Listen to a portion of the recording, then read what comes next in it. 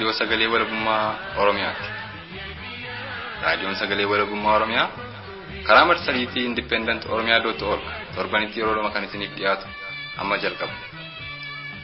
Raadiyoon sagalee walabummaa Oromiyaa akeeka qabsoo kan saba Oromoo bilisaaf biyya Oromoo walab sirna dimokiraasii haqaan bulu deebisanii gadi dhaabuuf godhamu deeggara.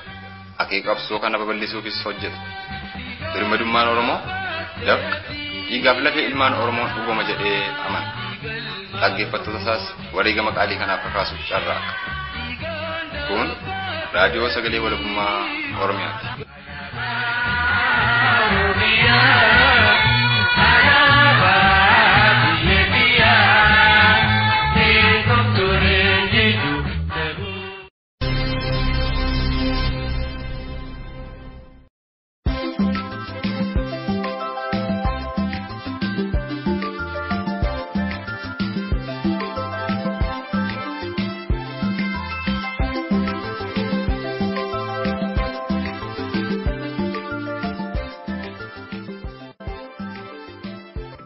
Nagaan keenya jaalalaa fi kabajaa bakka irra nu dhaggeeffachaa jirtan hundatti isin qaqqabu. Kabajamtoota dhaggeeffattoota raadiyoo sagalee walabummaa Oromiyaa akkam jirtu?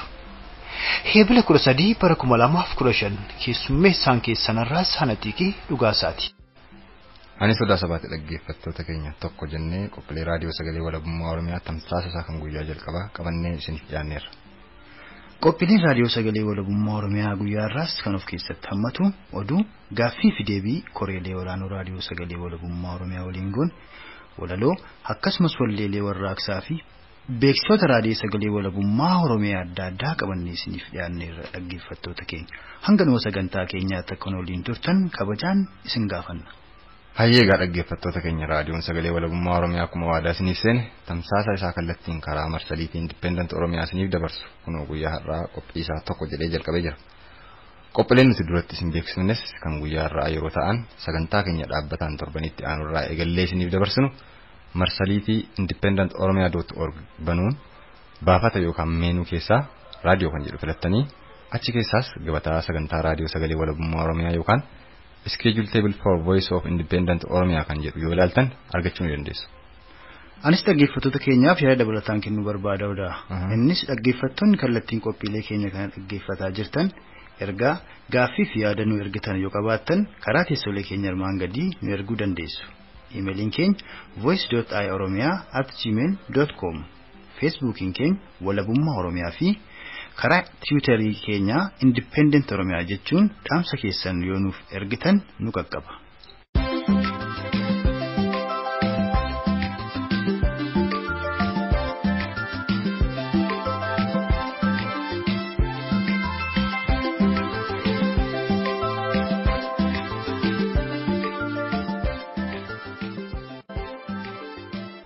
Kan dhaggeeffataa jirtan raadiyoo sagalee walabummaa Oromiyaati. Egaa akka toora sagantaa keenya guyyaa har'aatti hamma dabariin kan oduuti. Itti aansuun qophiileen keenyaafan duraa duubaan isiniif dhiyaatu. Kanaafuu dhaggeeffattoota raadiyoo sagalee walabummaa Oromiyaa hanga dhuma qophiilee keenyaatti akka nu waliin turtan gamanumaan isin affeerra. Oduu keenya guyyaa har'aa kan isiniif dhiyeessu Odaa Sabaati.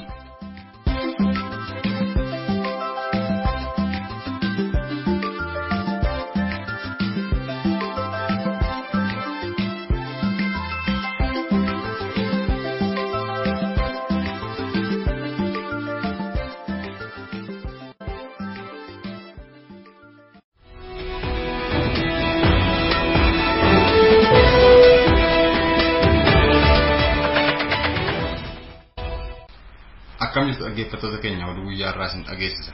Oduu guyyaa har'aa waliin an Odaa Sabaati. Dursa hangafoota oduu. Baqattoonni Oromoo Yemen keessatti argaman dararaa hamaan kan irra ga'aa jiru ta'uun beekame. Baqattoonni Liibiyaa irraa ka'anii gara Awurooppaatti ce'uuf imala balaafamaa bishaan irraa keessa turan baraarfamuun ifa ta'e. Lakkoofni baqattoota lammiilee gurraachaa USA Ameerikaa keessa jiraatan miliyoona 4 siquu dhaabbatni qorannoo Ameerikaa tokko ifa godhe. Amma oduu bal'inaan.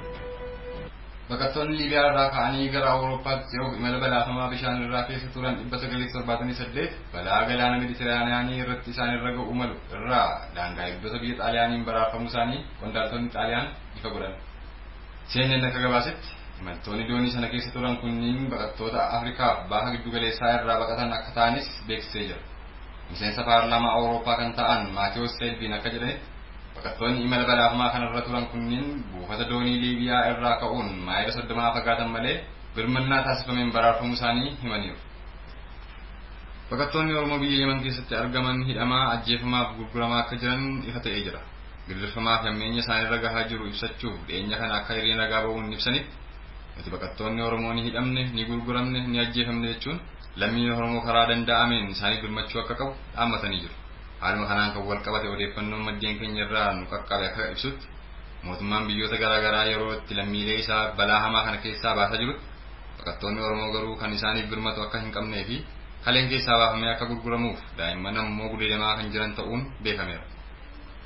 Lakkoofsi baqattoota lammiilee gurraachaa USA Ameerikaa keessa jiraatan miliyoona 4tti siqu dhaabbatni qorannoo Ameerikaa Pew Research Center jedhamu gabaasee jira. Odeeffannoon dhaabbatni qorannoo kun kamisa darbe gabaase akka argisiisutti Afrikaa irraa Naayijeriyaatti aansitee kan argamtu Itoophiyaa ta'uu fi akka addunyaatti ammoo Jamaayikaan lammiilee ishee gara Ameerikaatti erguun sadarkaa tokkoffaa irratti kan argamtu ta'uu ibsi kun heeree jira. Itti dabalataanis gabaasni kun akka ibsutti lakkoofsi lammiilee gurraachaa Ameerikaa keessa jiraatanii yeroo ammaa 8.7 akka dabalee fi bara 2060ttis 8.7 irraa gara 16.5tti akka ol dabalu gabaasni kun addeessee jira. Itti dabalataanis lammiilee gurraachaa baqattummaan Ameerikaa keessa jiraatan miliyoona 3.6 keessaa akka ardii Afrikaatti lammiileen Naayijeeriyaa 226 ta'uun sadarkaa tokkoffaa irratti yeroo argaman lammiileen Itoophiyaa ammoo 191 sadarkaa lammaffaa irratti akka argaman gabaasni kun ifa godhee jira. Walumaa galatti gabaasni qorannoo kun sadarkaa biyyootaan akka tarreessetti Itoophiyaan addunyaa irraa sadarkaa 5ffaa irratti yeroo argamu akka Afrikaatti ammoo sadarkaa lammaffaa irratti kan argamtu ta'uu gabaasni kun ifa godhee jira. Oduun guyyaa irraaf qabadhee isiniif dhiyaadhe kana fakkaata. Qophiilee keenyaaf waliin turtii gaarii.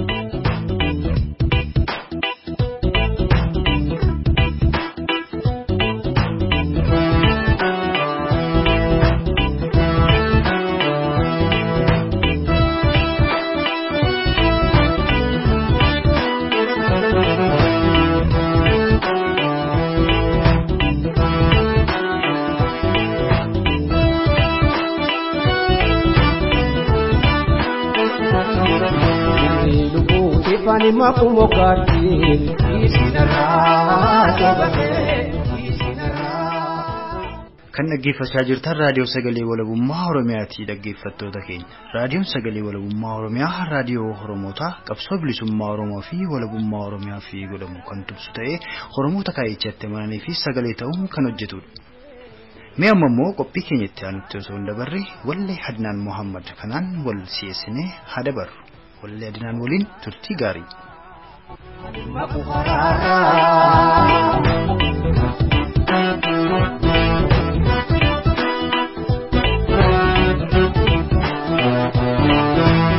Kanani yaroti bolole ana konya patakale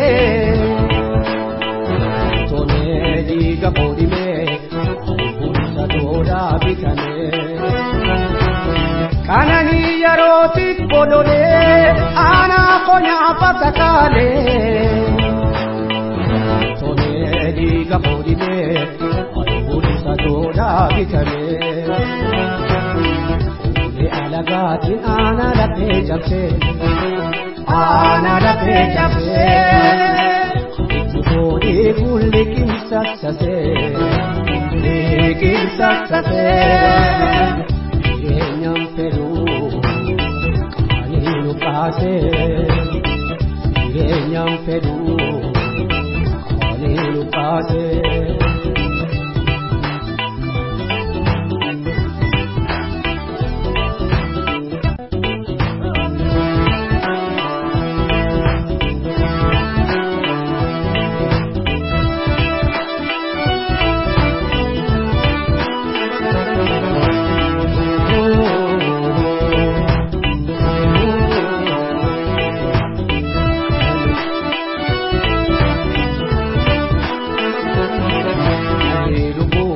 ani makumokati isinara sababe isinara somni kena disu somni nafaisu isinara sababe isinara iya sabakotuna hunda garara ochima kokutu dukamokati se ani makukarara ani makukarara ani makukarara ani makukarara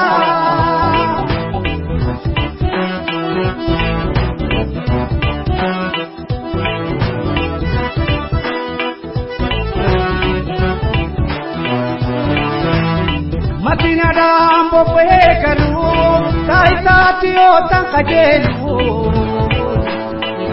nale kumi kuchima gatina mesu gonkuma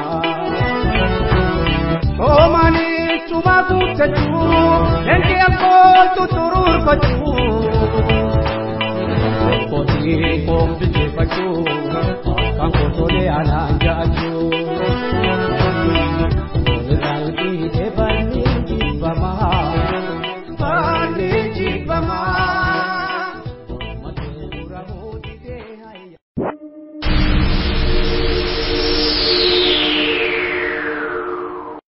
kun beeksisa raadiyoo sagalee walabummaa Oromiyaan wal isin barsiisuuf qophaa'edha.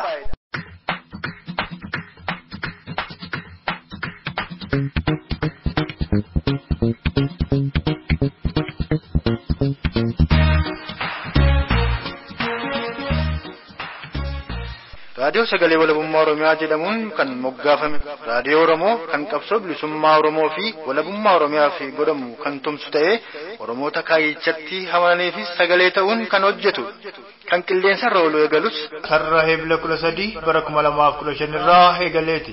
Kaayyoo goroon yookaan guddaan raadiyoo sagalee walabummaa Oromiyaas qabsoo Oromoo kan Oromoon bilisummaa saba Oromoo fi walabummaa Oromiyaaf godhu gama hundaan jajjabeessuu akkasumas Oromoota kaayyoo kanatti hamananii sagalee ta'uun kaayyoo dhugaa kanarratti cichoominaan waliin hojjechuu fi dhaggeeffattoota isaas kaayyoo gati qabeessa kanarratti onnachiisuudha. Kaayyoo goreen raadiyoo sagalee walabummaa Oromiyaas xiyyeeffannaansaa sirna gadaa, afaan, aadaa, seenaa, afoolaa fi ogbarruu Oromoo irratti ta'ee kan irratti hojjetus walirraa baruu fi wal barsiisuun guddinaa fi dagaagina isaa saffisiisuuf tattaafachuudha. raadiyoon sagalee walabummaa Oromiyaa ammaaf karaa marsaa intarneetii independent.oromia.org jalqabee jiru kun fuula duraaf dhaggeeffattoota isaa Oromiyaa fi addunyaa hundarra jiraniif kallattiin karaa shoortweevii tamsaasee isaa eegaluuf qophii isaa gara xumuraatti fideera. Kanaaf dhaggeeffattoonni raadiyoo sagalee walabummaa Oromiyaa hundi yaada qeeqaa fi gaaffii yoo qabaattan karaa teessoo iimeelii keenyaa voice.ioromia@gmail.com jechuun akka nu ergitan kabajaan isin gaafanna. Yaa'ii dhaggeeffattoota keenyaa egeree raadiyoo sagalee walabummaa Oromiyaaf tumsa haalaanis nu barbaachisa.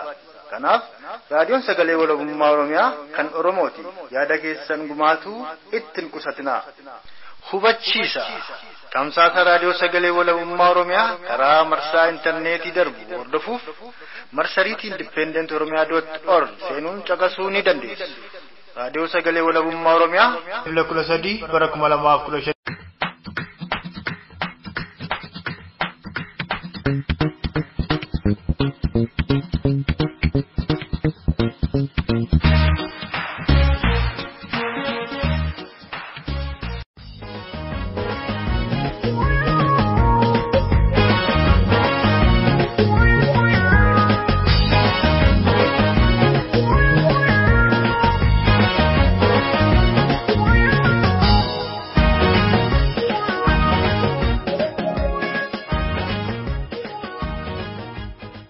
amma kan isiniif dhiyaatu qophii addaati dhaggeeffattoota keenya. Raadiyoon sagalee walabummaa Oromiyaa sagantaa isaa karaa marsaa intarneetii kallattiin isiniif tamsaasu har'a jalqabuun isaa beekamaadha.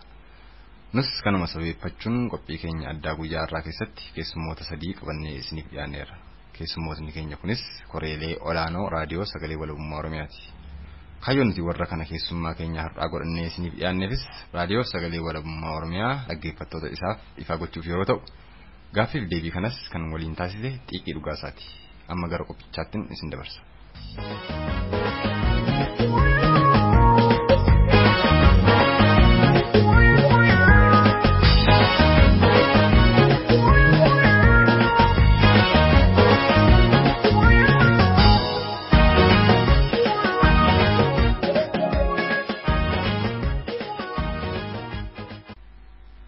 Akkuma beekamu miidiyaaleen Oromoo yeroo ammaatti lakkoofsaan baay'achaa jiru. Itti dabalataanis raadiyoon sagalee walabummaa Oromiyaa tamsaasa isaa karaa intarneet reediyoo guyyaa irraa eegaleera.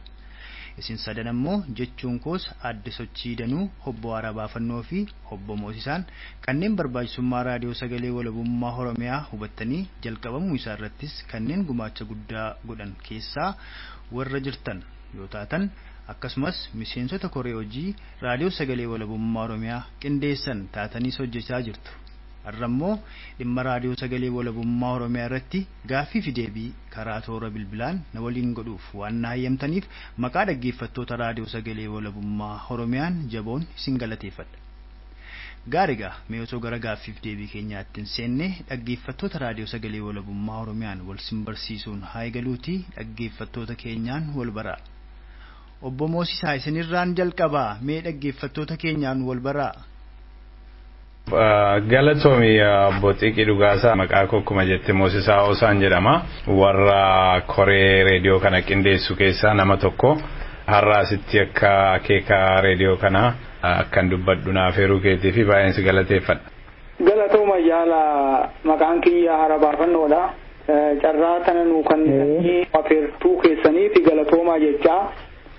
Afeerraa keessan nutiis gammachuudhaan fudhannee anis gama kootiin qoodarraa fudhachuu kootiif gammachuu guddaatu natti dhagahama galatoomaan jedha. Fayyaa ta'a maqaa koo akkuma jettanii sochii danuun jedhama. Anis akkuma jedhame koree warra waa'ee raadiyoo sagalee qabsoo walabummaa Oromiyaa kana keessaan hojjedha.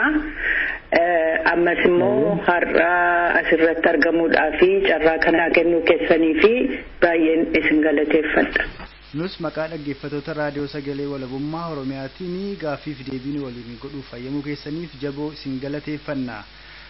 Amma kallattiidhaan gara gaaffii fi deebii keenyaatti seenna. Gaaffii fi deebii keenyas immoo kan nuti eegallu obbo Moosisaa Hoosaa irraa eegalla.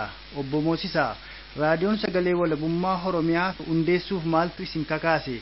Barbaachisummaa raadiyoo kanaa akkasumas kan miidiyaalee Oromoo kaan irraa adda isa godhu jira jechuun koo kaayyoo fi qabxiiwwan biroo irratti jechuu kooti. Usuu kana wal qabsiiftanii dhaggeeffattoota keenyaaf na ibsitanii. Wanni akka reediyoo sagalee walabummaa Oromiyaa kana jalqabnu nu kakaase qabxii lamaan tokko kaasuun danda'ama. Tokkoffaa Oromoon yoo xinnaatee miliyoonii 40tti herregama. Saboonni amma keenya iyyuu hin geenye miidiyaa dhibbaa oliin lakkaa'amuu qabu baay'een isaanii. Oromoon namni sabni miliyoona 40 ta'e miidiyaa kan mataa isaatii kan ta'e gahaa hin qabu kun itti dabala ta'a miidiyaa amma jirutti. Inni lammaffaa qabxiin lammaffaa haaluma politikaa Oromoo fi haala politikaa Itoophiyaa fi gaanfa Afrikaa sana keessa jirutu barbaachisummaa reediyoo kanaa nutti dhageessise. Maal inni yeroo waggaa 15 darbanii jalqabee kaayyoo qabsoo keenyaa fi kan ifatti falmu kan ifatti baay'ee kaayyoo qabsoo keenya biyya walaba Oromiyaa fi saba bilisa Oromoo fi hojjechuu kaayyoo qabsoo kanaati kan jedhee ifatti kan dabarsuu fi kanaaf dubbatu miidiyaa baay'eetu hin jiru amma si'ana. Baay'een warri jiranii yookaan gidduu dhaabbatu waa'ee hiree murteeffannoo haasa'u malee sabni Oromoo hiree murteeffannoo barbaachisa jedhu dhugaadha. Sabni Oromoo hiree murteeffannoo isa barbaachisa haa ta'u malee akka ilaalcha siyaasaatti baay'een isaanii isa kanatu Oromoof ta'a jedhaniitu dubbatanii hin dhageenyu. Reediyoon kuni kan Oromoof ta'u biyya walaba kan Itoophiyaa irraa adda ta'e fi qabsaa'uu qaba. Yoo lubbuu ilmaan isaatiin qisaasa ta'e qabsoo kanatti biyya walabaa fi saba bilisaaf ta'uu qaba malee waan biraaf ta'uu hin qabu kan jedhu kan gidduun dhaabbanne ejjennoo ifa kan qabudha reediyoon kuni akka kana ta'ee hojjetuufiti reediyoo kana jalqabuun kanatu nu kakaaseen isiniin jedha. Adda addummaan isaas immoo waanuma nama jedheedha. Baay'ee xiqqoodha miidiyaan Oromoo amma si'ana TV isa ta'u reediyoon isa ta'u kan biyya walaba Oromiyaa falmanii baay'ee xiqqoodha yoo jiraatan tokko lamayyuu hin caalan. Isaan kanatti sagalee keenya dabaluu barbaanna isaan hojii wal cimsuu barbaanna warra ilaalcha siyaasaa kana qaban immoo bakka jiraniiti akka isaanii wal dhagaanii wal jajjabeessanii fi sagalee isaanii ta'uu barbaanna fayyaa ta'e. Ayyee galatooma obbo Harabaafannoo isinoo waan jettan qabdu yaada obbo Moosisaan kaase irratti waan dabaltan. Yaa dhugaadha obbo Moosisaan waan hedduutu tuqee jira dhugumattuu har'a waan haaraa reediyoo kana jalqabuudhaaf dhiibbaa godhee jiru haaluma jijjiiramaa jiruutiitu haala jijjiiramaa deemaa jirutu hawaasa keenya keessatti qabsoo bilisummaa Oromoo fi uummata Oromoo irratti waan deemaa jiru kuni waan teenyee ilaaluu dadhabneef jecha wanna kanarraa qooda fudhatanii haala wanni kun itti milkaa'u goosisuun barbaachisaadha dhugumattuu akkuma inni nu jedhe bilisummaa ummataatiif walabummaa biyyaatiif as bahanii ifatti ummataa fi algattis afaan tokkoon dubbachuun adeemsuma keenya ka fuula duraatuuf ummata Oromootiif gargaarsa guddataa jennee abdanna dhugaadhaa waa hojjechuu waa karoorfachuun salphaa ta'ee hogguu argamu hojiirra oolchuun immoo wareega guddaa akka barbaachisus beeyneeti itti seenne jechuudha kanumaan itti dabaluu barbaada gama kootiin. Iyyee galatooma obbo Harabaafannoo usuman sinirra hin ceemmee akeeka raadiyoo kanaa irratti waan jettan qabdu.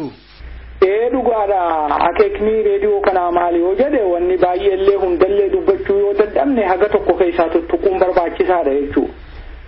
Akeekni guddaan hangafni reediyoo kanaa walabummaa biyyaatii fi bilisummaa ummataati kan barsiisuu fi haga dandahametti irraa qooda fudhachuu barbaadu jechuudha. Kana hogguu jennu dhugaadha bilisummaa fi bilisummaa ummataa fi walabummaa biyyaa kanaa fi wareega gurguddaa akka barbaachisuus beekamaadha. Arguma fedheen karuma fedheen immoo waan wareega barbaachisu baasanii bakka san gahuudhaaf ummanni hiriiree baratee wal barsiisee wal bira dhaabbatee waliis dhaggeeffachuu qaba. Kana godhuutu nurra jiraata jennee kana dabarsuu qaba jennee akeekni isaa tokko. Kana hogguu jennu maasi ummatoota gartee ummata qaama ummata Oromoo keessaa kan siyaasaa haa ta'u kan hawaasaatti haa ta'u haga dandahamutti qabeenya isaanii irratti hirkatanii qabsoo isaanii sana bira dhaabbatanii akka tokkummaa isaanii ijaarratanii dhiibbaa goona barsiisuus akka barsiisullee tattaafanna jechuudha. Kana hogguu jennu humnoota bilisummaadhaaf dhaabbatan hundumaa'u keessaas haa ta'u alallee yoo ta'u gargaarsifachuu qaba jechuudha. Kanaas bira gahuudhaan sagalee kanaan bira gahuu barbaanna jechuudha. Karaa yeroo qabsoon uummanni Oromoodhaa sagaleen uummanni Oromoodhaa dabarsu yookaan qabsoon isaan godhani qabsoo jibbansaa osoo hin tahin qabsoo haqaa waan ta'eef jecha haqa qaban kana irratti hirkatanii haqa isaanii ummata ufiitis barsiisanii alagaallee haqa isaanii kan sarbaman kana ummata alagaallee barsiisuu irra jiraata jechuudha. Kana hogguu jennu immoo safuus qabaachuu ulfina hawaasa keenyaa fi dameelota hawaasa keenyaa keessatti haga dandahamutti wal kabajaa fi safuu qabaachuun barbaachisa jechuudha. Mirga dameelota ummata keenyaatiis mirga manguddoo mirga daa'imaa mirga dubartiidhaa akkasumatti mirga dadhabaa keenyallee haga dandahametti ija gaariidhaan ija milkiidhaatiif ija walqixxaatiin akka laalamu kana akka biran dabarrees wal barsiifna walirraas baranna jechuudha. Akeekni isaa guddaa ta'e illee yoo jiraate haga tokko kana faaji'eetiin lafa kaa'uu barbaada jaallan wajjin mari'achaa jirru waan narraa hafetti dabaluu danda'anii galatoomaan jedha. Adde sochii danuu waan jettan qabdu akeeka raadiyoo kanaa irratti.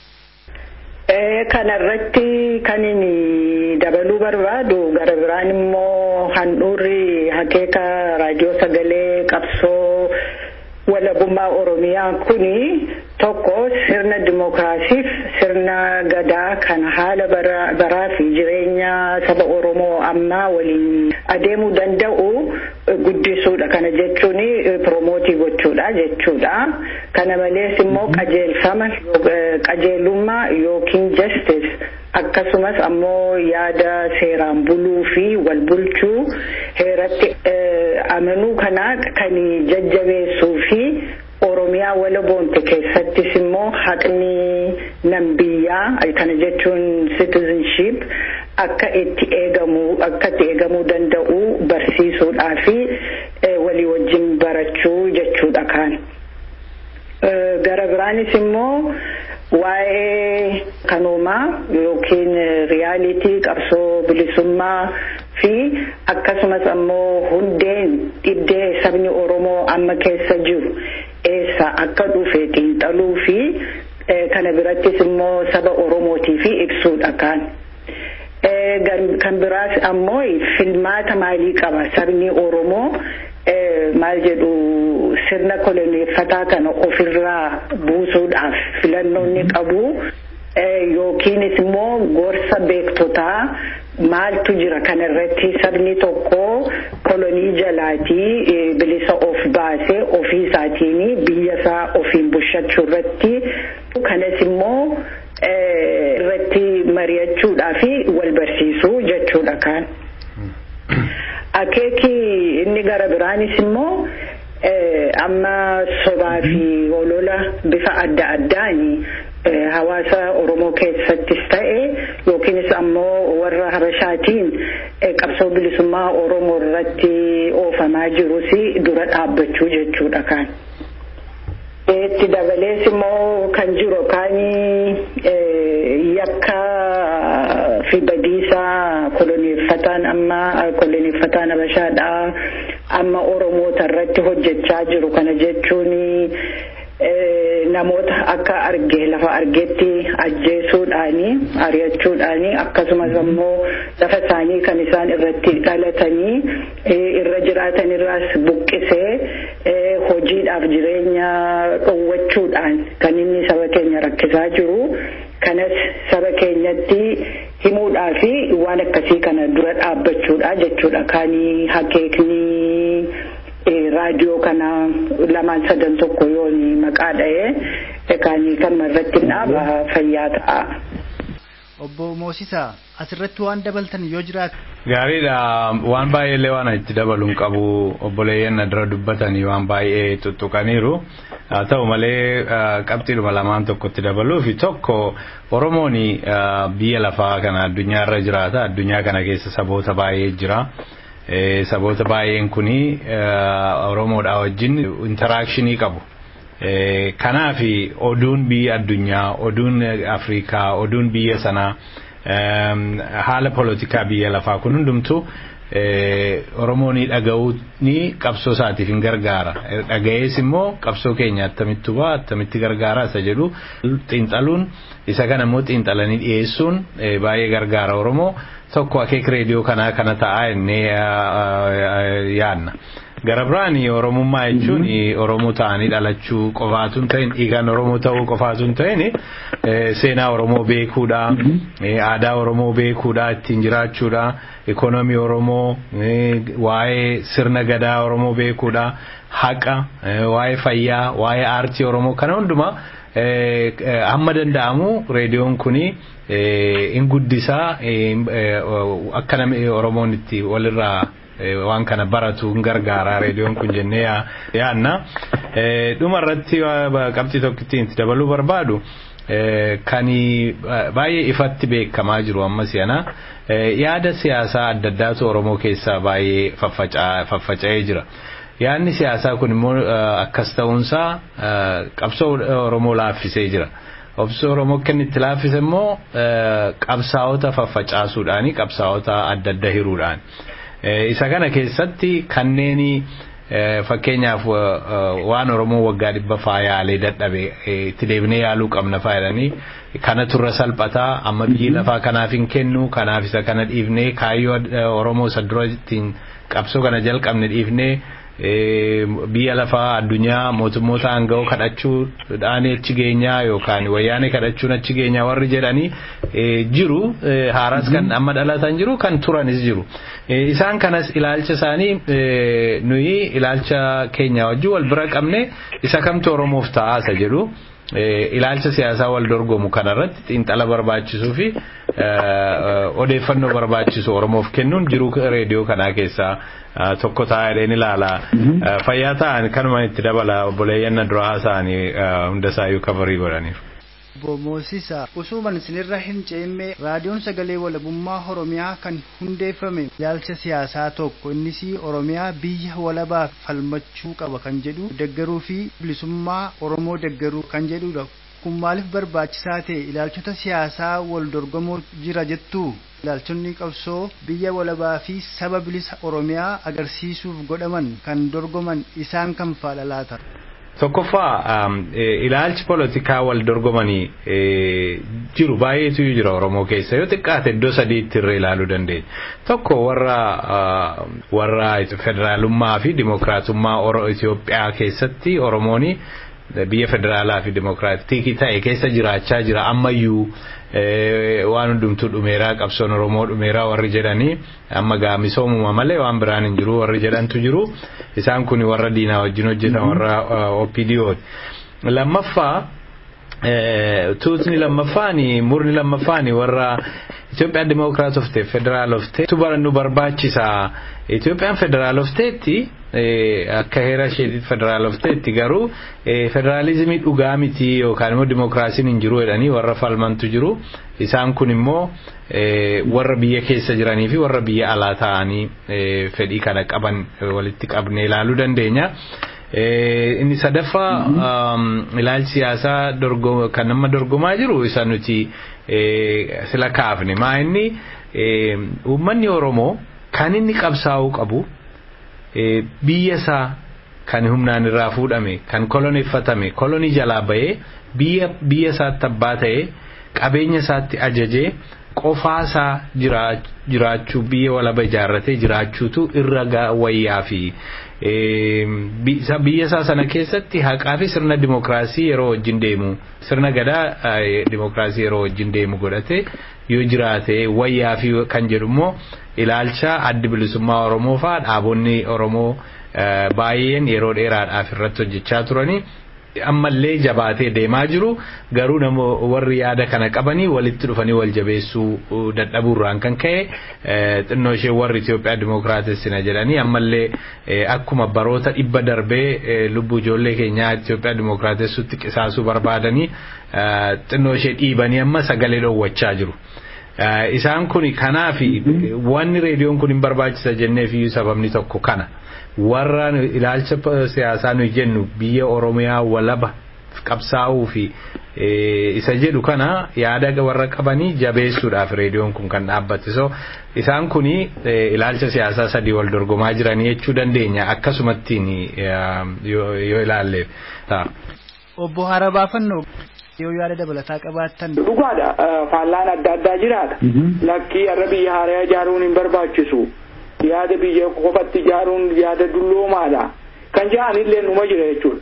Haa ta'uyyuu malee uummanni Oromoodhaa tokkummaadhaan ijaaramanii haqa isaanii kan sarbaman biyya isaanii kan irraa fudhataman biyya isaanii keessatti kan garba ta'an deeffachuudhaaf mirga isaaniitiif falmachuudhaaf addunyaan gargaarte jechuudha. Haqni seerri addunyaallee gargaara jechuudha yoo wallaalan malee. Ammoo abbaan iyyuu firri dirmataa jedhan yoo uummanni Oromoodhaa tokko tahee haga danda'amutti harki caalaan tokko tahee bilisummaa isaatiif falmate malee alagaan dhufee siin falmu kadhaanis bilisan bahan jechuudha. Addunyuma tanarratti warra kadhaadhaan bilisa bahee ani hin beeku gaamee jiraachuun ni mala. Ani immoo hagaan beekutti seenaa addunyaa kana kan hin qoradhee argeesi taa'anii namni kadhaadhaan bilisoomee jiru. Kanaaf jecha walabummaa biyyaa bilisummaa uummataa ka jennu kana akkanumatti dhaadheessuuf osoo hin tahin dhugaasiitu uummata biyya dhabe uummata biyya isaa keessatti garboome kun bilisa ta'uu qabaa. Biyya kophaa ijaarrachuu mirga qabaa. Mirga qaban kana dhiisanii kadhaa dhaquu hin barbaachisu. Kanumaaf harka wal qabatanii qabeenya isaaniitii fi dandeettii isaanii walitti kuusanii haga dandahamutti qabsoo bilisummaadhaaf waan ta'e yoo adeemani addunyaallee ni gargaarti gaariidha jechuudhaan barbaada. Amma adde sochii danuu tan deebi'a. Adde sochii danuu akeekni reediyoo sagalee walabummaa Oromiyaa keessaa tokko kan ta'e qabsoo uummanni Oromoo bilisummaa fi walabummaa Oromiyaa fi godhu tumsuu achirratti dhalataa kakaasuu namoota achirratti tumsuudha. Mee uummanni Oromoo walabummaa Oromiyaa irraa maal fayyadama? Bu'aan walabummaa Oromiyaa maal jettu uummata Oromoo fi? Fayyaa ta'ii gidiraa sabni Oromoo amma si'ana koloneeffataa Abashaa jalatti keessa jiru erga waggaa 100 oliitii jala jiru Oromootu hin ta'ini alagaanuu beeka. Alagaaniyyuu baay'ee irratti dubbateera. Dubbii kana biyyuma lafaa irratti iyyuu hin mul'ata akka akkamii akka saba Oromoo irratti adeemaa jiru. Sabni Oromoo immoo jireenya isaatii fi lubbuu isaatiiniti gatii koloneeffataan irratti fidu kana baasaa jiru. Kanaaf dudda duuba deebinee kan abbootiin keenya warri nu duraa yaalanii dadhabanii sirna koloneeffataa dimokiraatessina koloneeffataa wajjin haasofnee nagaadhaanii biyya keenya keessatti deebinee qabeenya keenyaa fi lafa keenya hirdiinaa wajjiniin hirmaannee jiraannaa jedhanii amma si'ana yaaduuni kuni saba Oromoo waan gara fuulduraatti tarkaanfachiisuus miti. Jireenya isaa isa amma keessa jirus immoo waan fooyyessu miti. Kanaaf bu'aan sabni Oromoo kana keessa argatu walabummaa isaa keessa argatu yookiin Oromiyaan walaboomte saba Oromootiif wanti inni fidu tokkoffaa biyya ofii ofiin bulfachuu jireenya ofii ofiin murteeffachuu kanatti argata Oromoon kan erga gaafa garboomfameeti dhabee jiru. Gara biraan immoo seeraa fi heera ofii baafateeni bulee wal bulcha. Akka seera gadaatti jechuun ekaanii seera gadaa yeroon jedhu kan haala yeroo si'anaati wajjin adeemu kan jireenya saba Oromoo wajjin adeemu akkasaaf ta'utti qajeelfatee isaan jiraatee wal jiraachisuu danda'a. Kana malee barnoota maayini sagantaa barnootaa sagantaa siyaasaa sagantaa dinagdee sagantaa fayyaa saba Oromoodha kan baasu akka saba sanaaf ta'utti akka jireenya saba sanaa fooyyessutti lafa kaawwatanii ittiin jiraatanii jireenya ofii fooyyeffatanii nagaadhaa fi soorumaanii jiraachuu dandeessisa. Ani kan akkan yaadutti saba Oromootii fi kan kana caalu yookiin kan jireenya isaa amma keessa jiru keessa isa kan baasu kan baasee jireenya gaarii isatti argisiisu Oromiyaa walaboomte ta'uu isheeti. Kanaaf sagantaan raadiyoo keenyaa kuni yaada waa'ee Oromiyaa walaboomtee kanaa gadi fageessee bal'isee irratti dubbatee saba keenyas ofii keenyas jajjabeessinee gara bilisummaatti akka adeemnu akka nu godhuutti nan amanaas nan abdadhas. Obbo Harabaafannoo gara keessanitti hin deebi'a. Moosisaan jedhanitti dhaabonni siyaasaa wal dorgoman dhaabni siyaasaa 3 akka jiranidha. Raadiyoon sagalee walabummaa Oromiyaa ammoo bilisummaa fi walabummaa Oromiyaa kan tumsuu fi warra kaayyoo kanatti amananii fi sagalee ta'uuf kan dhaabbatedha. Erga akkas ta'e raadiyoo sagalee walabummaa Oromiyaa booda dhaaba siyaasaa kamtu jira yoo jiraate? Dhugaadhaati raadiyoon akka qilleensarra ooluuf tattaafachaa jirru kun gabaabduutti dhaaba siyaasaa tokkollee nuun hoogganamu kan jennu ummata Oromooti bilisoomsuudhaa fi walabummaa biyyaatti dhaadheessa jechuudha. Kanarratti hojjeta kana milkeessuuf tattaafata jechuudha. Obbo Moosisaa gaaffii kana isinin gaafadha garuu gara gaaffii kanaa osoo hin dhaqin dura yoo yaada dabalataa qabaattan laadhachuu dandeessu. Gaaffiin koo akkas jedha. Sagalee reediyoo kanaa gurra uummataan ga'uuf karaa kam yaaddan akkas gaafan jedhu tamsaasa raadiyoo kanaa dhaggeeffattoonni raadiyoo kanaa karaa maalii hordofuu danda'u? Gaariidha fayyaa ta'e botiiqee gabaabaadhumatti gaaffii kee dhaaba siyaasaa kamtu booda jira reediyoo kana booda kan jedhuuf buleeyyan deebisaniiru dhaabni tokkollee booda hin jiru. Wanti reediyoon kun irratti ijaarame ilaalcha siyaasaati. Ijaarmaa siyaasaa tokko deggeruuf utuu hin ta'in warra ilaalcha siyaasaa tokko qaban deggeruudhaaf dhaaba sadiisa ta'anii dhaaba shanisa ta'anii dhaaba tokkosa ta'u warra ilaalcha siyaasaa sana qabu deggeruu fi isaaniin jajjabeessuudha. Gara biraanii attamitti sagantaa kana qophii reediyoo kanaa tamsaasuuf yaadduu kan jetteedha.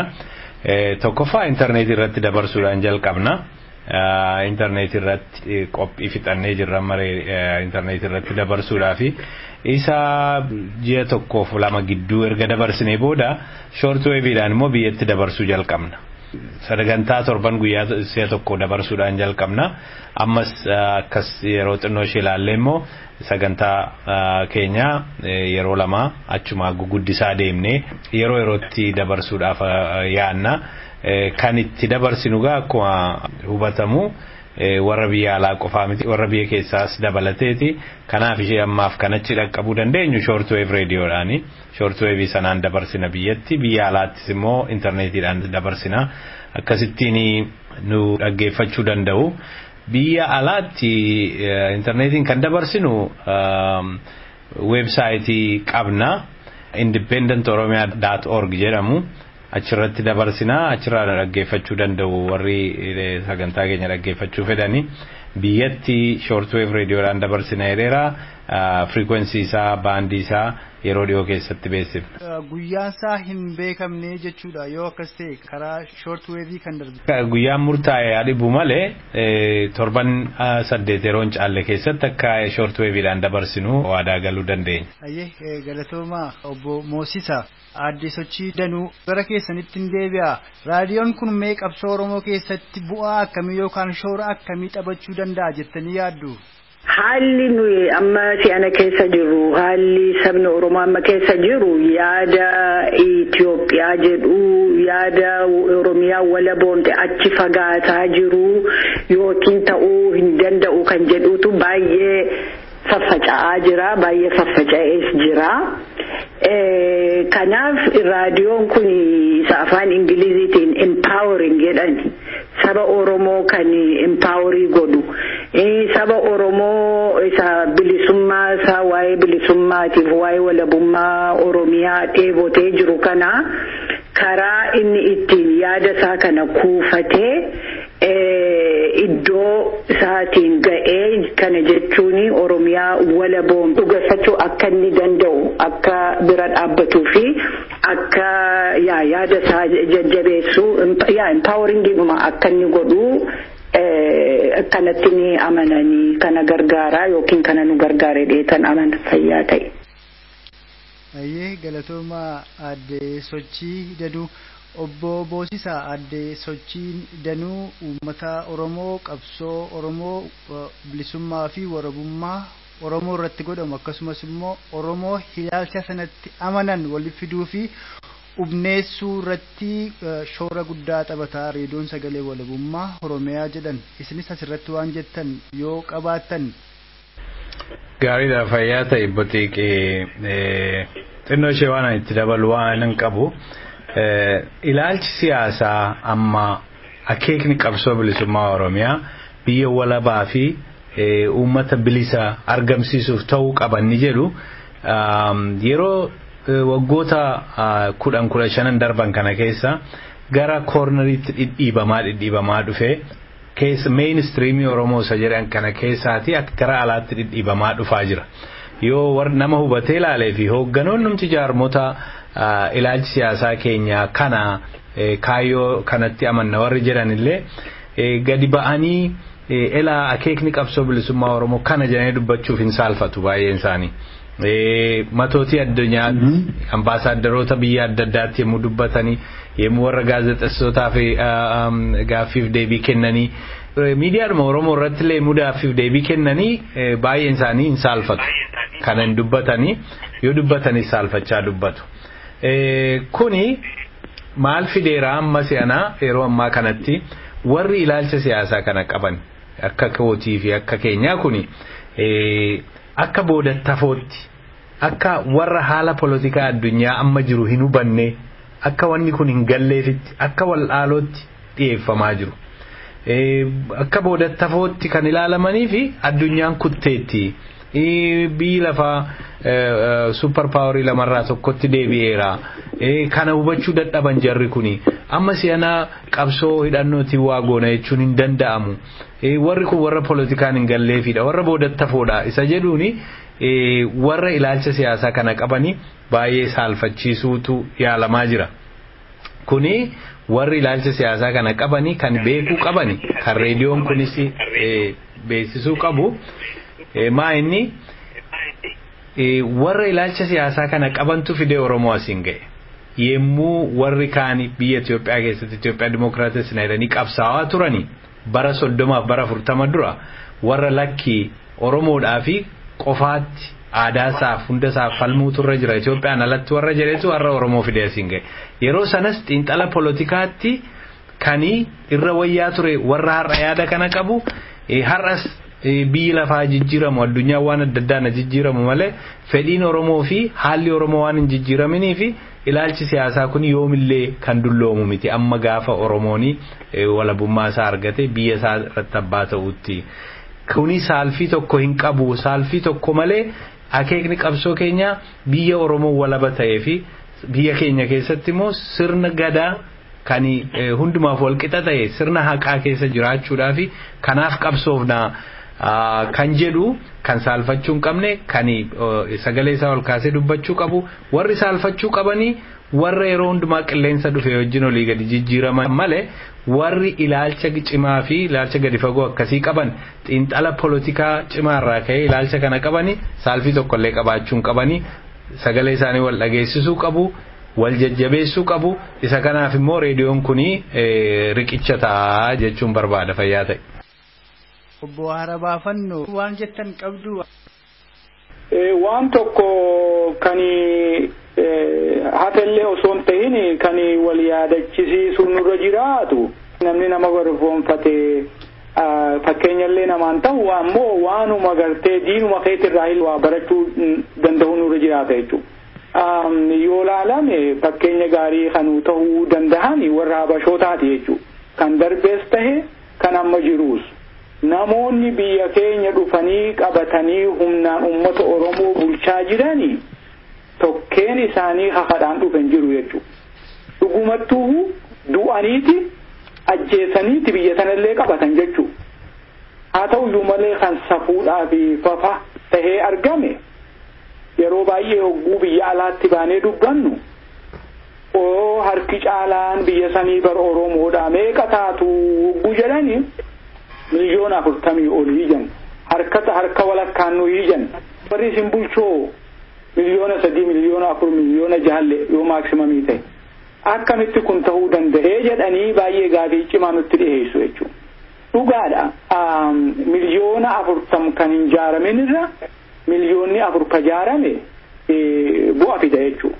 Haa ta'uyyuu malee kan nu galuu qabu jaaramuuni jaarmaya siyaasaa cimaa ka ummata hamalchiisisu ka qoodarraa fudhachisiisu ka hamilee ummata cimsu kan yaada cimaa kana ummata keessatti daddararraa haga ijoolleetti manguddoon seenaa wal barsiisaadha akka isaan itti fufan ka goosisisu jechuudha. Tanaaf jecha hamilee wal cabsuudhaa fi fakkeenyaaf namni bilisoome hin jiraatu biyyi bilisoome hin jiraatu jedhu fakkeenya gaarii kan nu dandeenya yoo laaltan. Baruma kurnan as darban kana keessa biitti humnaan bilisoomte jirti fakkeenya gaarii hodduu kan nu dandeenye tarreessuullee baadde. Yoo tanaaf jecha wanni namni haqa fi falmachuun yeruma takkallee mirga isaati jechuudha. mootummaan addunyaallee nu duran dhaabbattu jechuudha. Haa ta'uyyuu malee uummanni Oromoodhaa kan milkaa'uu danda'amu jaarmaya siyaasaa cimaa ka uummata Oromoo hoogganee dura deemee fakkeenya gaarii ta'ee fi wanna ta'u qabaachuudhaaf uummatuma Oromoo keessaa dhufe jechuudha. Quba achi qabanii nama biraatti quba qaburra uummanni bal'aan Oromoodhaa abbaa biyyaa ta'ee qabsoon tuni tasaa ta'uu mirkaneeffatee kanarratti hojjechuu fi dhaabota siyaasaadhaa yaada isaanii fakkaatu yaada dhugaa hordofu yaada dhugaa irratti du'aa ajjeesaa jiru bira dhaabbatanii qabsoo isaanii ittiin dhisu qabu jechuudha. Kanaaf jecha salphina kana keessaa bahuudhaaf uummanni Oromoo marti if deebi'anii gaafachuun nurra jira jechuudha. Wal gaafachuun nurra jiraata jechuudha. Haa ta'uyyuu malee namni miliyoonni 40 lafaa ka'ee jaarma ijaarrateen deemu dhaabuma cimaa fi warruma achi fageessee waa laaliitu nama haga tokkoof karoorsee hidhachisiisee qabsoo hidhannoo waraana duwwaadhaan siyaasaanis ta'e qabeenyaanis ta'e sammuudhaanis hidhachisiisee saba isaatiif akka bu'a fidan godha jechuudha. Fakkeenya akkanaa kana diinota keenyaa fi alagoota keenya irraa hunee garra jechuudha. Nutis wanni kana gooneef hin jiru jechuudha. So tanaaf uummanni Oromoodhaa ummata guddaa ta'uu duwwaa osoo hin ta'in ummata jaarmaanis guddachuu qabu ta'uu qabaan jedhaan. Ayyee guddoo galatoomaa obbo Harabaafannoo dhumarratti dhaggeeffattoota raadiyoo sagalee walabummaa Oromiyaaf yookaan immoo uummata Oromoof waa'ee reediyoo kanaa ilaalchiftanii dhaamsa dhaammattan yoo qabaattan akkasiin dhaammattanidha. Adda sochii. Ani dhumarratti dhaamsa ati jette kan hin qabu. Jannoonni Oromoo qabsaa'onni Oromoo warri darbanii lubbuu isaaniitiin qabsoo Oromoo lafa dheeraa deemsisanii asiin ga'aniiru amma lafa sabni Oromoo jiru tokkummaadhaan Oromummaa isaatiin wal duukaa ka'ee walii dirmatee wal bira dhaabbatee aadaa isaa biyya lafaarratti facaasee lafa namni Oromoo hin jirre hin jiru lafa jirutti immoo waa'een Oromoo aadaan Oromoo siyaasi Oromoo hawaasni Oromoo gadi dhaabbatee jira. Afaan Oromootiin barreessuun dubbachuun sirbuun kitaaba barreessuun kun hundumtuu waggootii darban waggootii 30-40 as kan ta'edha. Waan guddaatu ta'e Oromiyaan biyya lafaarratti beekamtee lafa kaa'amee jira. Oromiyaan eessa akka ta'e kana jechuun lafa baay'ee adeemnee as geenyee jirra. Waan guddaatu ta'e sabni Oromoo jannoonni Oromoo iddoodhaan ga'ataniiru. Amma isa hafe kanammoo innis akkuma jiru innis jabina keenyaa fi akkuma jedhamee of ijaaruu keenyaanii wareega nurraa barbaadamu fiduudhaanii akka kanaanitti Oromiyaan wala boomtee dhalachuu dandeessi. Kanaaf lafa dheeraa adeemnee kanaaf fagoo fakkaataa wanti nuyi gochuun nurra jiru waan ulfaataa fakkaataa garuu karaa gara biraas immoo kan baay'ee nama jajjabeessuudha of dugda duuba deebinee yoo ilaalles immoo garri fuulduraa inni sichi dhufu kan isa kanaan duraa caalaa waan hammaatuuf fakkaatu kanuman jechuu barbaada. Fayyaa ta'a. Ani dhaamsuma gabaabaan qaba. Tokkoffaa uummata Oromoo reediyoo kana dhaggeeffatuu fi dhaamsa ni qabu. Qabsaa'ota keenya gidduu ilaalcha adda addaatu jira. Ilaalchi adda addaa kun ilaalchi siyaasaa adda addaa wal dorgomuu fi walirratti illee hojjetu kuni qabsoo keenya baay'ee dadhabsiiseera. Waan akkasii jiraachuusaa dafanii hubatanii mareedhaan gara tokkotti yaada luuccessuu yaaluun baay'ee barbaachisaadha. Yemmuu rakkoon akkasii jiraachuu yemmuu dubbatamu kun yaada nama facaasu jedhanii baqachuu fi sodaachuurra taa'anii mareedhaanii yoo wal hubachuudhaan mari'ataniiti irra furmaata fiduu danda'a. Kan kana achi yoo rakkoo kana ukkaamsanii dhossanii taa'anii waanuma waggaa 20 darbe keessa dabarre keessa turuuf deemna. Kana akka hubattanii reediyoon kuni isa kanatti qooda isaa gumaachaa kan jedhu dhaamuu barbaada. Lammaffaa dhaabota siyaasaa Oromoofi. Dhaabonni siyaasaa Oromoo warri ilaalcha siyaasaa reediyoon kun deeggaru wajjinii jirtanii reediyoon kuni isin wajjin hojjechuuf ilaalcha keessanis deeggaruuf lafa barbaachisetti sagalee keessan dabarsuuf yeroo hundumaa qophiidha. Isinillee akka reediyoon kun jabaatuu fi akka sagaleen isaa dhaga'amu gootuu jennee abdanna. Sadaffaan Oromoota obboleeyyan reediyoo kanaaf qooda kennuu fedhanii fidhaamsan qabu. Reediyoon kuni abdii warri yaada kana qabanii walitti dhufanii wal gargaaranii reediyoo kana cimsanii sagalee warra yaada siyaasaa kana qabu godhu kan jedhuun jalqabne waan kana gargaarsa hedduu barbaanna. Barruulee asirratti dhiyaachuu danda'an qopheessanii dhiyeessuudhaan akka waan artiikilii fa'aa barreessuun jechuudha. Waan barreessan kun waan aadaatti rarra'e ta'uu danda'a, waan afaanitti rarra'e ta'uu danda'a, waan poolitikaatti rarra'e ta'uu danda'a, waan ikoonoomii Oromootti rarra'e ta'uu danda'a, walaloon, aartiin adda addaa kun hundumtuu gargaarsa ta'atu qoodarraa fudhattanii nu gargaartanii gara biraan attamittiin isin qunnamne isin gargaarra namoonni jedha yoo jiraatanii fi yeroo xinnoo keessatti xurree qunnamtii karaa weebsaayitii keenyaa fi karaa reediyoo keenyaa akka itti nu qunnamtanii nu wajjinii nu gargaaruu dandeessanii isin beeksifnaan jedha. Kanaachi gaa milkii gaarii nawwaa reediyoo kanaa fi fayyaa ta'a. Galatoomaa obbo Moosichaa. Obbo Harabaafannoo gara keessanitti hin deebi'a. Warri qooda mootummaa keessa taa'anii uummata Oromoo irratti daba warra gabroonfataa wajjin hojjetanii mooraaluma isaanii tuufuu seenaa isaanii keessa akka hin banne uummata Oromoo irratti daba hojjetanirraa akka if qusatanii dhugaadhaan uummanni Oromoodhaa humna hin qabu. Uummata hiyyeessa namni bira dhaabbatee falmuuf hin jiru jedhamee rooroo irratti roorrifamu laaluuni seenaa ifi xureessu taha kanallee irraa akka if qusatan obboleeyyan keenya warri diinaa wajji hiriiree qabeenyaan rakkoo hojiitiinis haa ta'u rakkoo damboobina aangootiifis yoo ta'e kun immoo seenaan booda itti gaafachuu waan hin oolleef jecha aga danda'amanitti uummata isaanii akka hin hubne dhaamsa dhaamaaf jechuudha. Tole hadde sochii danuu obbo Harabaafannoo fi obbo Moosisaa Hoosaa hundeessitootaa fi koleeree yeroo raadiyoo sagalee walabummaa Oromiyaa gaaffii fi deebii nu waliin gochuudhaan dhaggeeffattoota raadiyoo sagalee walabummaa Oromiyaa fi dhimma raadiyoo keenyaa waan ibsitaniif jaboo isin galateeffadha. Kaayyoon keessan bakka haga'uu galma keessan dhaan siniin jedha galatooma. Fayyaa ta'etti.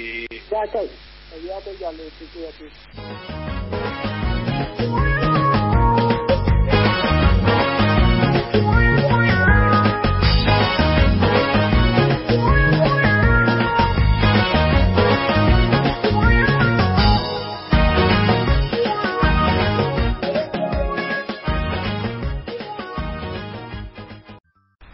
Egaa dhaggeeffattoota raadiyoo sagalee walabummaa Oromiyaa qophii addaa keenya guyyaa har'aa keessatti gaaffii fi deebiin koleelee olaanoo raadiyoo sagalee walabummaa Oromiyaa waliin goone kana fakkaata. Qophiilee keenyaaf waliin turtii gaarii qabaadhaa isin jecha wallee kana booda walitti deebina.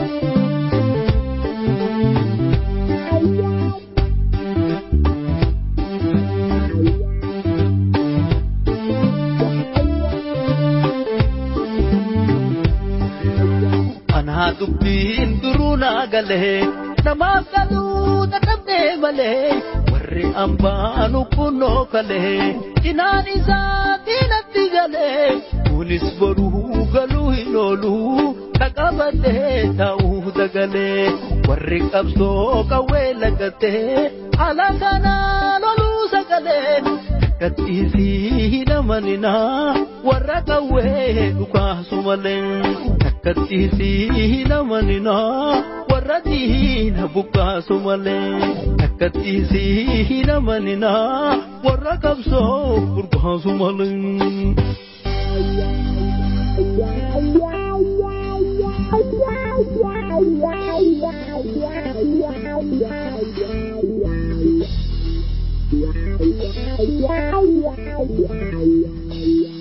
Akka keessan kana bara namni hedduun karaa boolee kanaan barbiisaadhaan hin baane diinaa waliin taane gaafa fedhe bahee gaafa fedhen dachaane ummata Oromoo dhiibanii yaasanii biyya isaa irraa jaalalaan yaane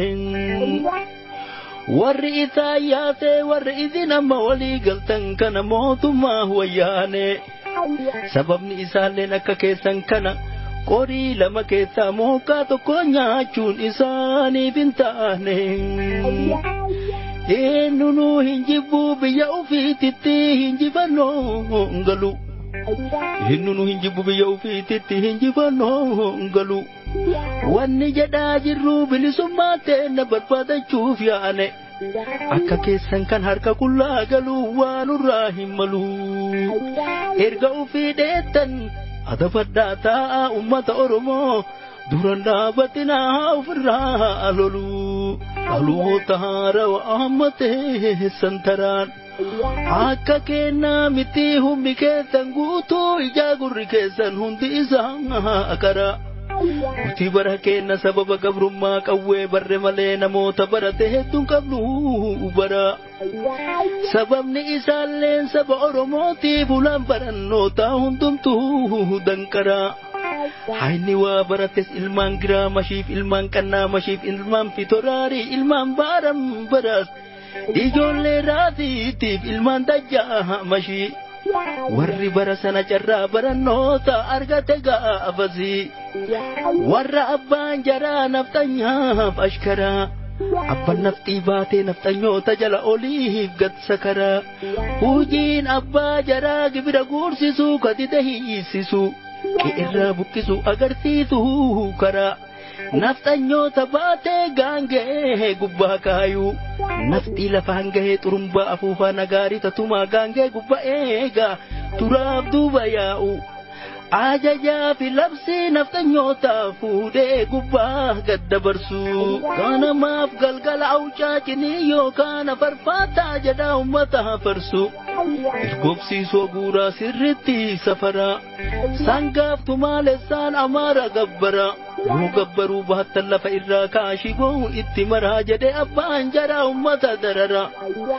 galata kanniin ilmaan abbaa garaa bara sana keessa biyya alaa yaa'ee doktoreetii bara kenna abbaaf ilmaan akaakuuf abaabuun hanga abbaa torbaa gabrummaa buqqisuuf taraa itti taraa diinaa wal waqara dhugarraan dabinaa haqa hin dhoysina rabbiin dhugaatii suqunnaa safaranii namaree safaraa haa ooltuu haa bultuu jaras gahee taraan gaafa haileen kufee jarri kun hunduu baalee fararitti deefanutti dhufe warrummaan kaleessa naftanyoota waliin ummata Oromoo gibiraan darare baaburri qabsoodhaa karaa irraa haree dirree qabsootitti nutti gadi dare jarri warra duruu barnootaan uf kare waa'ee kursii tanas abbootarraa bare qaabsaayota durii ciqile maan ta'ee uf duubatti rare abbaa qabsoo ta'ee fuulduratti tare qaabsoo saba kennaa hurrii itti maree koola naftanyootaa jalatti reerare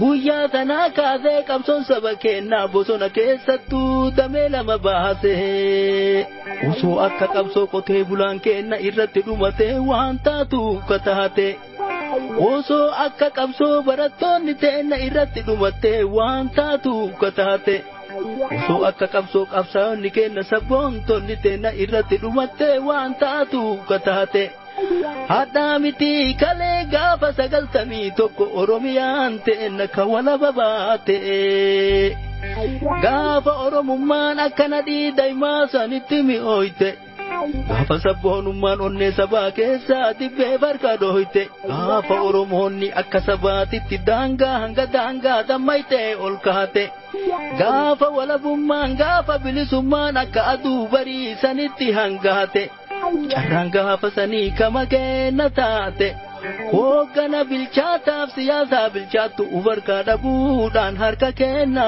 baate mee waliin haalaallu akkamitti taate gaafa dargiin kufee mormitoonni hundi biyyatti dachahate teenna osoo raftuu mormitoonni diina finfinneedhaan baate gaafa taphattoonni siyaasaa hundumtuu biyyatti dachahate teennalleen hin dhayte qophii malee kaate daanyaan hin dhiyaate fardilleen kunooti raasaalleen kunooti taphattuun siyaasaa taphatti dhiyaadha gaafiin jettuun kaa'ate deebiin gama kennaa itti hin qophooyne deebii jettu taate warrummaan har'aa kun akkasittiin kalee carraa saba kennaa ormaa dabarsite harka qullaa raasaa nutti gaddachaate warri qophiin dhayte dorgommii maletti geeba gaafa sanii walii hirtee nyaatte osoo nuti teennu biyyi akka kennaa kanu duuba kaate ka akka Eertiraa ka akka Suudaanii walabummaa baate sababa jaraatiin carraan saba kenna ammas marraa lamuu baqattummaa taate qabsaayonni kenna kun karaa Suudii kun karaa Suudaanii kun karaa Jibuutii kun karaa Yamanii kun karaa Keeniyaa kun karaa Sumaalee baqachuutti kaate deemsa baqaa keessaa kan bineensi nyaate kan galaanni nyaate warri irraa hafte akka taate halkanii fi guyyaa deemte lafaan baate yeroo achi geettu wayyaaneen dursite ollaadhaan wal taate lafa jala hiite biyyatti naa ergaa jettee ol dachaate warra beelaaf dheebuun dhibeen daaraanuu dararamaa baate ammallee dararaarree bichaaf gudeeddi ajjeesanii darbuu hidhanii fe'anii biyyatti dachaasuu isaan irra taate osoo rakkoon kun saba irra deemu sababa maaliitiin hoogganoonni kun wayyaanee wal taate biyyatti dachaate warra kaayoon isaa walabummaa biyyaa bilisummaa saba qabsoo oromootiif gufuu fidan karaa ta'ee jiru faalla yoo oromoo taate goobannes oromoo ta'eef akkami cal'ifnee dhaabannee ilaalla silaa yeroo kana diinarraayyii malee walirraa dubbachuun naman barbaachisu akka hin cal'ifne akki qabsoon kenna itti deemaa jirtu garri qabsoon kenna itti deemaa jiru akka gurra lamaan qabatanii iyyan kana mayaachisu wannirraa dubbannuuf warrirraa dubbannu bofa afaa jalaa jawwee qabsoo keessaa warra qabsaa yoo takkaawwan ofii nyaata kan diina nyaachisu warroota kanniini warri dubbiin kiyya kallattiin laalchisu qabsaayaaf qabsooytuu sabboonaaf sabboontu warra biyya ufii warra saba ufii onnirraa jaalatu jechi kiyya kuni tokkollee laallatu warri jechi kiyya kallattiin laallatu jechoota daawwitii ta'an kana keessaan akka uf daawwatu shiraaf daba biyyaaf saba irra godhaa jiru kana irraa daddafee akka inni dhaabatu dhugaan jirti dirre osoo ijaan garuu irraan tarkaanfanna baala irra jirre nama dhugaa jirtu walitti himutu lafarra hin jirre.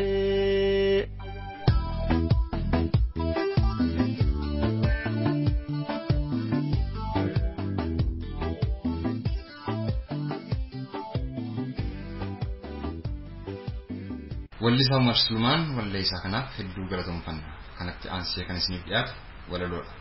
Mata dureen walichaas haaga dhagaa kan jedhu yeroo ta'u kan qabatee isiniif dhiyaates xiiqii dhugaasaati. Kanaaf dhaggeeffattoota raadiyoo sagalee walabummaa Oromiyaa haaga kana akka waliin caqasu gaman maal isin afeereera. Raadiyoo sagalee walabummaa Oromiyaa waliin turtii gaarii.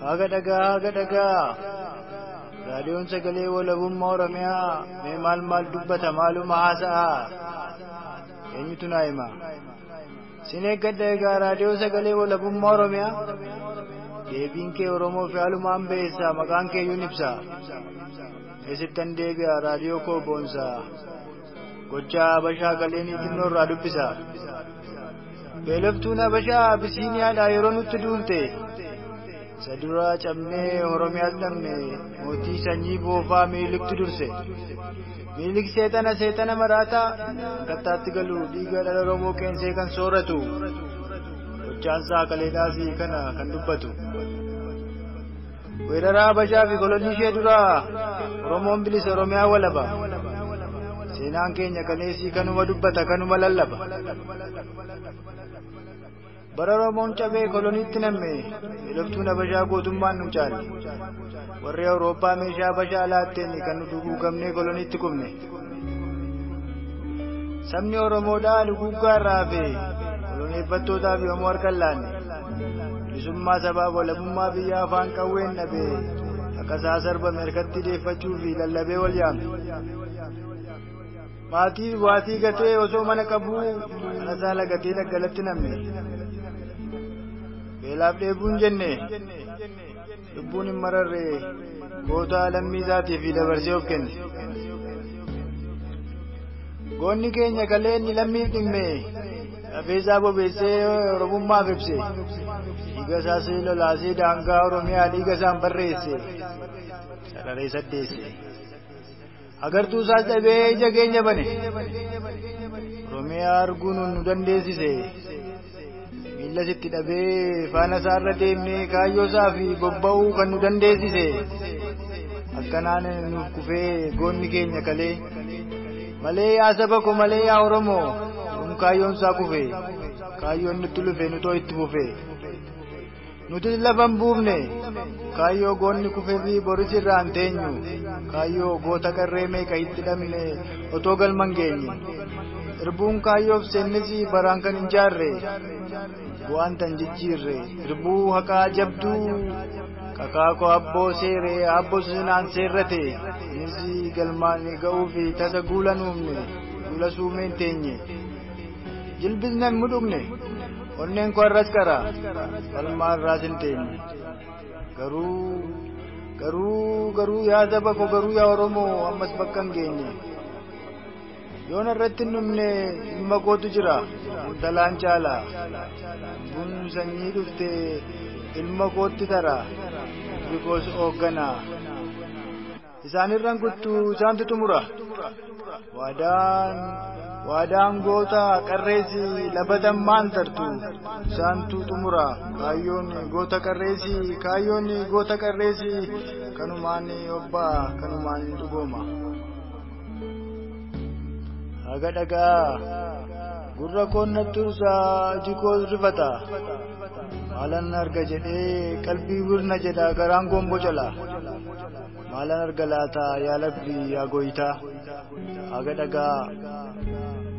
haga dhagaa iji koo sirriidha gurri koos nan somne jaallan qabsoo Oromoo kunoo gaarii ta'e dansaanis dhaga'e siniinoo sin ga'e qabsoo bilisummaa fi waan karaa nu ta'a qabsoo walabummaa fi waan ibsaa nu ta'a kunoo dhaabbateera raadiyoon sagalee walabummaa Oromiyaa haga dhagaa kaayyoon raadiyoonii walabummaa Oromiyaa kaayyoo Oromoodhaa ka duraan as ba'a bilisummaan sabaa fi walabummaan biyyaa abjuusaa waaraati naafis bobba'a diina kaayyoo kanaa seccee ungulaalee sabaa fi saaxiluun hojii isaa duraati guddaa waliin ta'a ola diinaas seenee odeeffannoo butee Oromoo fi dabarsuun hojii isaa biraati tokkummaan Oromoo dhaadannoo isaati kolonii dhaaboo fi kaayyoo ganamaatiin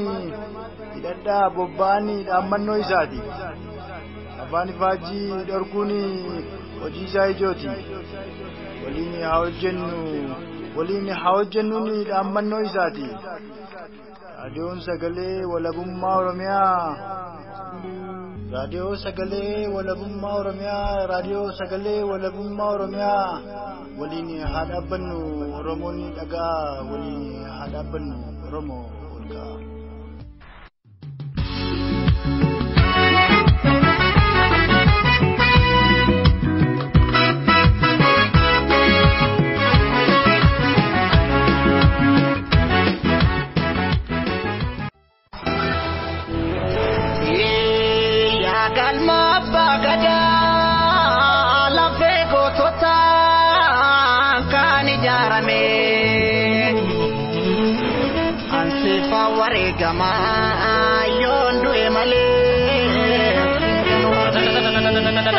harme manni gaddisa eenyutu sirra nu godaansisa gargar nu facaasanii hannoora dachee kirraanii warreen naman teessisu waadigu malee kormi bokkisu utuunu walii gallee sila alagaan nutti roorrisu abboonni koo gootaan keessaa qaba kalluun kaatalenke madame mannaba gorseen saa'e malee dhugaadha beenchisu somni nan fayyisu numa waliin ta'uu numa wal nyaachisu goota sanyii leenca lagaadhu biiftuun bilisumma aarsaa maleen baatu ka'aa wal kakaasaa kunoo faarri tolee keerootu keerransa yoo tokkummaan olee dubbadhu waan olee dubbadhu asuulee dubbadhu calaqqoo dubbadhu finfinnee madagaan keesseen ta'ee himadhu watan malee facaasanii maal aramoo lolan malee bilisummaan hin argamu yaa ijoollee.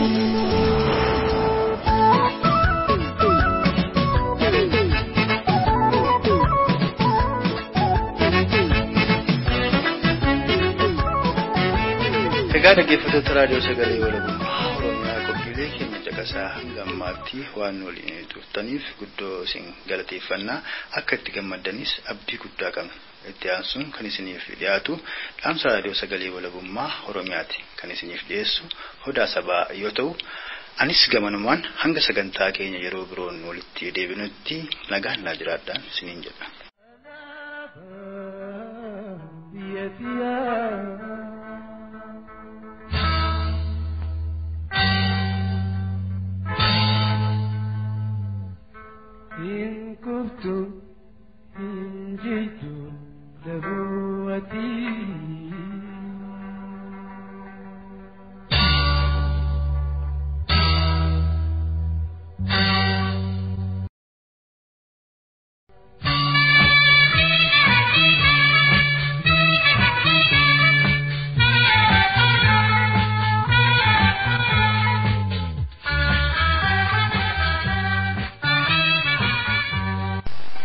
Oromiyaan gargaarsa mootummoota Awurooppaan dhuma jaarraa 19ffaa keessa waan jokoranii abashootaa jalatti hin kufin biyya walaba ture. Uummanni Oromoos uummata birmadummaa qabu ture. Walabummaa birmadummaa humnaan saamamne kana deebifnee gonfachuun sabboontota ilmaan Oromoo irraa qabsoo dhooftuu daddaaqiinsaaf afaan faajjii hin qabne gaafata. Impaayera dulloomte dimokiraatessuu yaaluun dhiigaaf lafee ilmaan Oromoo qisaasuun seenaa darbe irraa barachuu dhabuudha. Kanneen seenaa irraa hin baranne ammoo bilisummaa malee hafu malu. Deebiin maayii kan gaaffii uummata Oromoof ta'u Oromiyaa walaba ofiin buluu fi saba bilisa sirna gadaaf haqaan jiraatu. Furmaanni kanarraa adda ta'e gaaffii Oromoof deebii hin ta'u. Waaruus hin danda'u. Kana yeroo hundaa haa yaadannu. Oromiyaan ni bilisoomti. Radio Sagalee Walabummaa Oromiyaa.